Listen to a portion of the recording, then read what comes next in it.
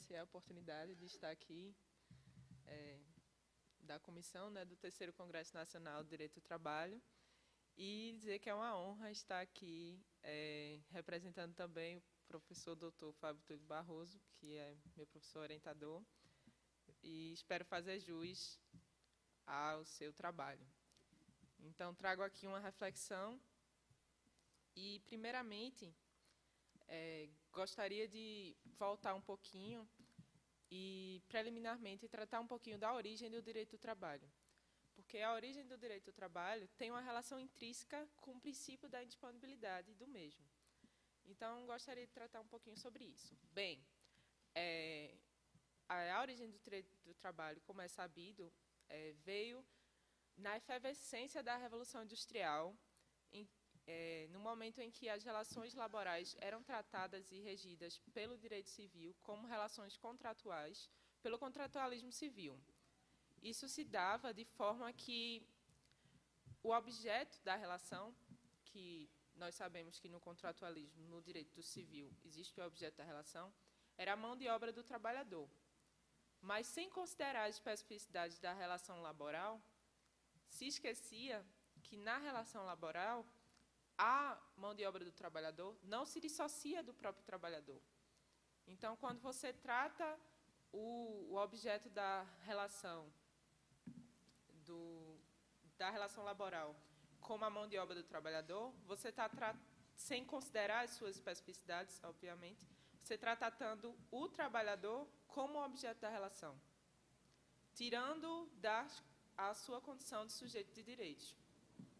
Então, por isso que existe um momento em que o trabalho era muito precarizado e que isso acabou fomentando um movimento dentre os trabalhadores.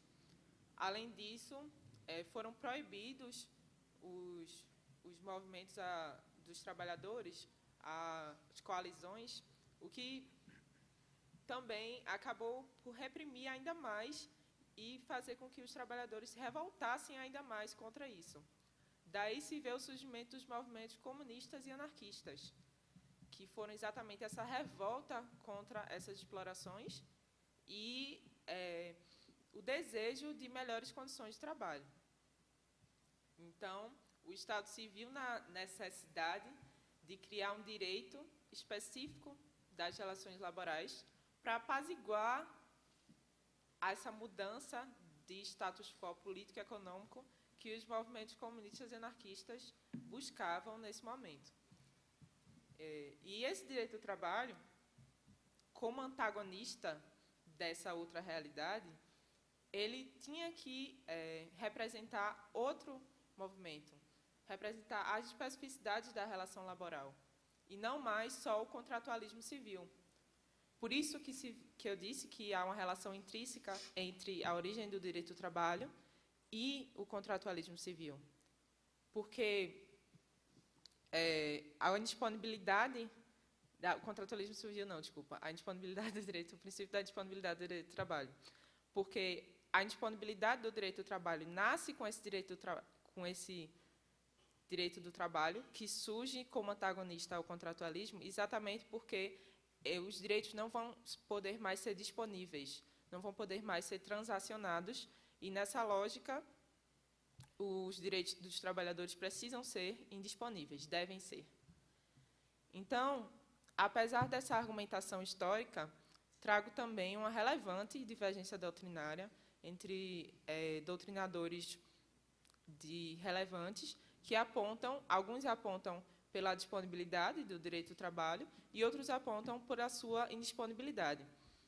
Na disponibilidade, existem dois argumentos muito utilizados, que são as negociações coletivas, que, para esses doutrinadores, é uma forma de demonstração da disponibilidade, e a extrajudicialização dos conflitos trabalhistas. No entanto, quando tratamos das negociações coletivas, dos acordos e convenções trabalhistas, podemos ver que as negociações coletivas acompanham, sim, as mudanças do tempo. O direito do trabalho é mutável, ele muda através do tempo. E as negociações coletivas também vêm para adaptar o concreto ao DVC e fazer as mutações. Mas as negociações coletivas devem respeito ao princípio de proteção ao trabalhador. Devem respeito aos direitos do trabalhador. E, nessa lógica, o princípio da proteção do trabalhador se divide em 3 regras, que eu queria dar uma passada básica, porque mostra exatamente como as negociações coletivas fortalecem essa indisponibilidade e não a sua disponibilidade.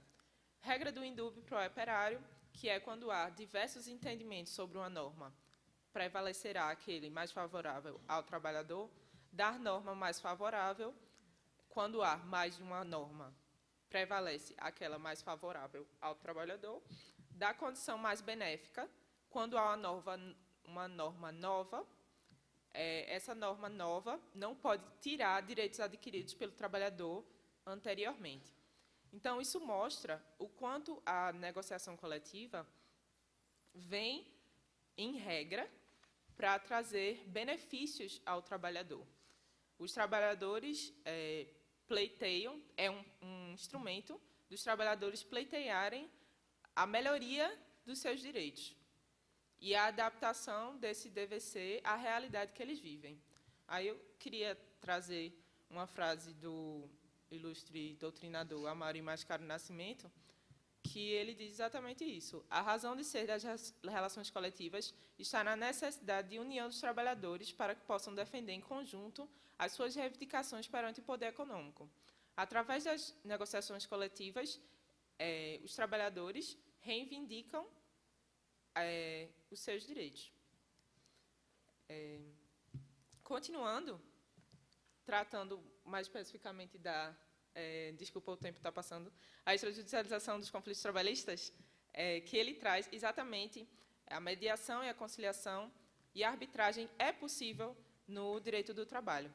No entanto, é preciso salientar que elas também têm que respeitar o princípio da proteção do trabalhador, têm que respeitar os direitos e só poderão ser utilizadas em situações específicas, e não em todas as situações, ressaltando também a indisponibilidade do direito do trabalho.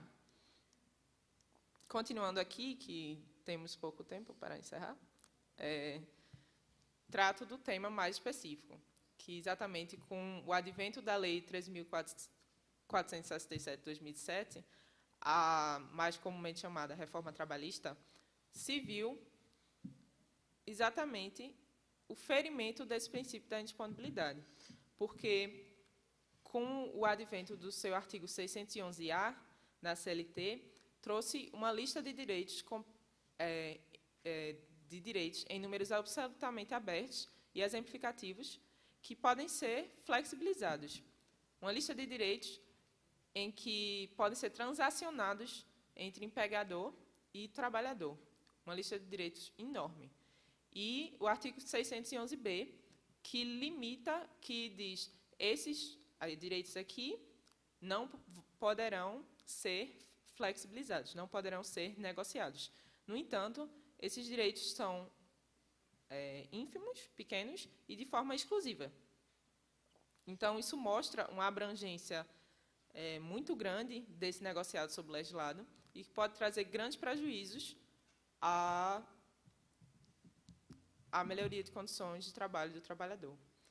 E, para terminar, que só tenho um minuto, queria fazer uma conclusão aqui e ressaltar, e espero ter trazido, não respostas, mas uma reflexão de como a gente tem que ter cautela e refletir muito sobre esses institutos dessa reforma trabalhista, pois nós teremos o perigo que, como o colega também falou, da volta ao contratualismo civil, da volta do regimento das negociações coletivas do regimento das relações laborais pelo contratualismo civil, e que seria uma grande perda em sentido de direito dos trabalhadores e que poderia acabar por desconstruir todo um direito que foi muito lutado E o que precisa muito é ter essa especificação para que não se perca o equilíbrio entre os sujeitos dessa relação de trabalho. Porque o direito do trabalho, eu iria falar no começo, mas estava um pouco correndo e não falei também, ele vem exatamente também para equilibrar, nivelar essa relação que todos sabemos que é sempre desigual. E por essa razão que não pode ser tratada como um direito civil, como um direito das obrigações, porque o trabalhador necessita de ter essa hipossuficiência considerada para que tenha seus direitos respeitados. Queria agradecer pela oportunidade e espero ter trazido pelo menos uma reflexão nesse momento. Obrigada.